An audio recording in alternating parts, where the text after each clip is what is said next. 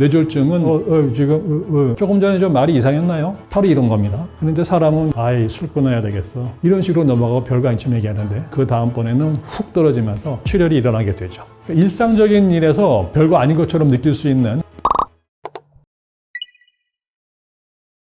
뇌졸중에 대해서 조금 이제 혼돈스러운 면이 있습니다. 뇌는 다 뇌고, 죽는다는 얘기입니다. 뇌세포가 죽었다. 근데 이제 중이 하나 남죠. 증세할 때 증이 아니고 중입니다, 중. 그래서 뇌세포가 적중, 맞았다 하는 것 같다고 의미를 하는데, 저는 거기서 한 발짝 더 이렇게 확대 해석을 해서 뇌졸중하고 나면은 진행 중이라는 얘기죠. 뇌세포가 망가졌고 계속 진행 중이고 언제까지 망가질지는 아무도 몰라. 여기까지가 이해가 되시면은 빨리 진단을 해야 되는 건 아닌 게 자동적으로 나오게 되고, 자 그러면 뇌졸중이니까 죽는다는 얘기인데, 죽는 거는 두 가지죠. 아주 쉽게 얘기하면 굶어 죽을 수도 있고 터져서 죽을 수도 있고. 그래서 굶어서 죽는다는 거가 피가 잘 못 가는 거 뇌경색, 혈관이 막혀서 굳는다, 뇌경색이고, 터지는 거는 이제 뇌출혈. 그래서 저는 항상 그렇게 비유를 합니다. 뇌졸중이 뇌혈관 질환과 같은 말이고, 뇌졸중은 뭐다? 사람이다. 사람은 남자 여자 둘밖에 없지 않습니까? 그러니까 뇌졸중이 가장 큰 개념이고, 거기에 하위 개념으로 남자 여자 뇌경색, 뇌출혈, 막혔고 터졌고, 그런 식으로 이해하시면 될 것 같아요. 뇌졸중에서 뇌졸중이 갈까 말까 하는 단계가 있습니다. 그거를 뇌허혈이라고 해요. 피가 갔다 안 갔다. 이게 무슨 얘기냐면 뇌혈관이 우리가 원하는 만큼의 혈류량을 유지를 시켜서 피가 그거 이상 올라와야 되는데 이만큼 가지 못하고 요 아래서 찰랑찰랑한다고 생각을 해보면 이 임계치보다 아래로 떨어지는 순간에 갑작스럽게 증상이 나타나 지금 조금 전에 좀 말이 이상했나요? 바로 이런 겁니다. 갑자기 생겼고 짧고 멀쩡해집니다. 그 세 가지니까 결국에는 달라진 건 아무것도 없죠. 그런데 사람은 누구나 보기에 긍정적으로 보기 위해서 말이 어두웠다고 하는 거를 잊으려고 해요. 그러고 합리화를 하게 됩니다.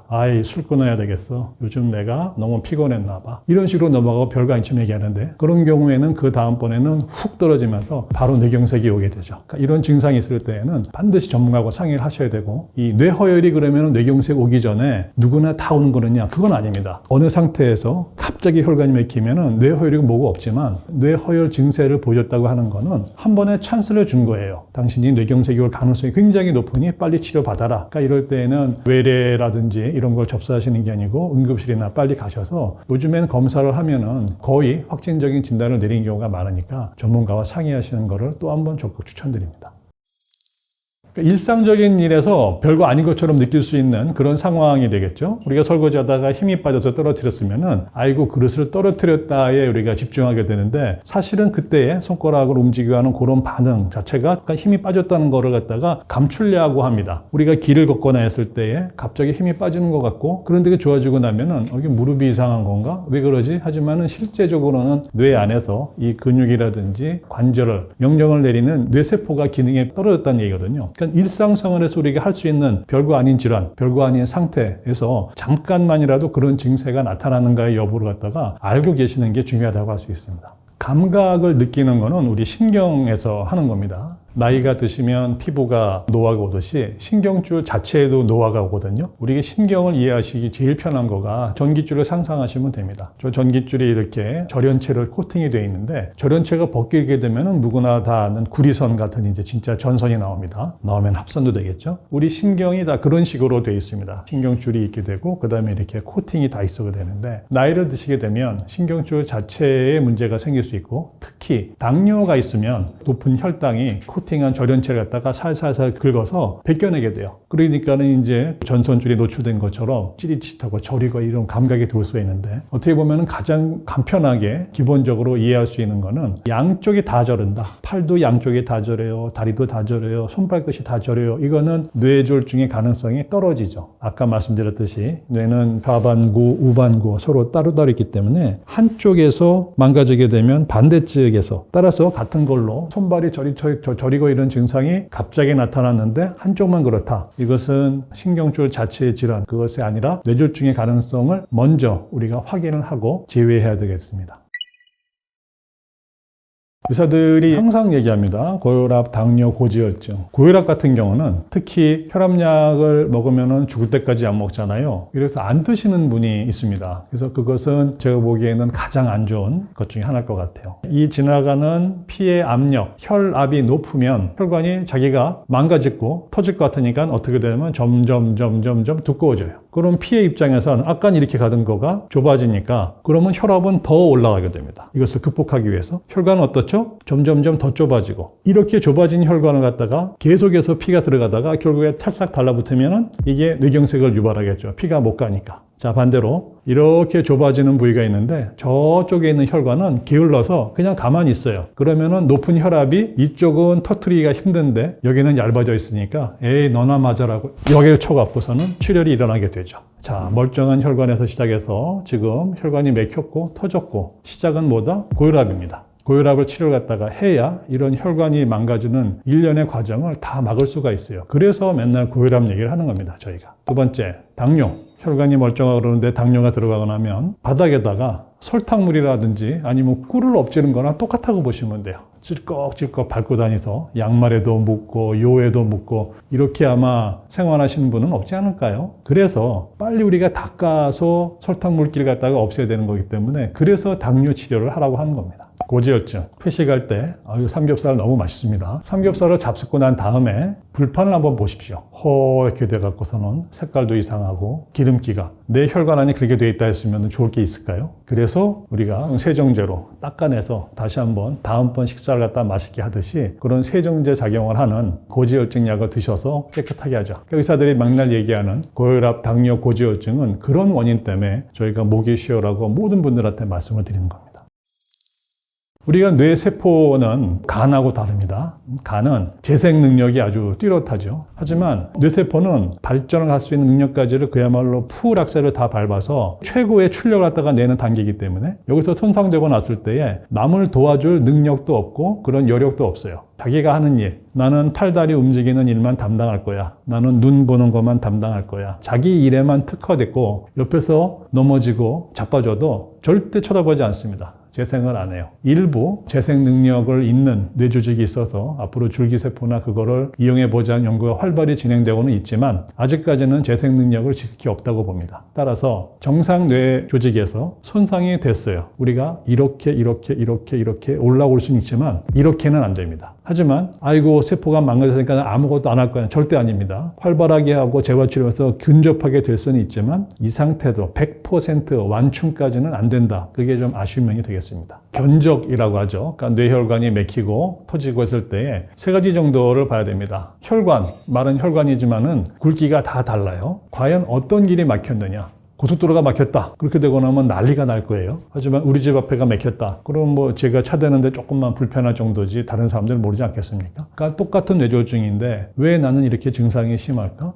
저 사람은 나보다 늦게 왔는데 금방 치려고 왜 갈까? 하는 거는 어떤 혈관이 망가졌느냐가 첫 번째입니다. 그리고 두 번째는 혈관이 망가지는 그 위치가 어떤 역할을 담당하는 뇌였느냐. 그래서 우리가 얘기하는 필수, 운동, 시청각 또는 감각, 언어 이런 데가 아닌 주변 조직에 있는 뇌경색 같은 경우는 맥혀도 몰라요. MRI 찍었을 때 내가 뇌경색이 왔었다고요? 정말이에요? 하고 놀랄 만큼 이거는 비교적 보조 역할을 하는 뇌조직이 망가져서 모르고 지나갑니다. 따라서 세 번째는 이렇게 막히고 났으면 얼마나 빨리 치료가 개입되느냐. 특정 약물 드신다든지 다른 치료든지 요즘엔 그렇게 하면 안 되고 얼만큼 빨리 치료가 개입됐느냐에 따라서 장기적인 예후가 결정된다고 할 수 있습니다.